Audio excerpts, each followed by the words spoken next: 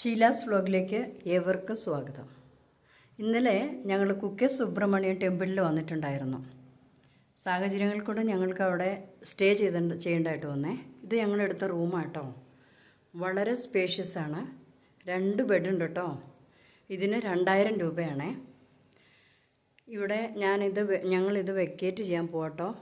ഞങ്ങളെല്ലാ സാധനങ്ങളും എടുത്തിട്ടുണ്ടോ എന്നൊക്കെ നോക്കുക കേട്ടോ. ഇതെങ്ങനെ ഈ റൂം ഉണ്ടായിരുന്നോ അതുപോലെ തന്നെ മടക്കി നീറ്റായിട്ട് വെച്ചിട്ട് പോവുകയാണേ. അത് നമുക്കൊരു സന്തോഷമല്ലേ. കണ്ടോ,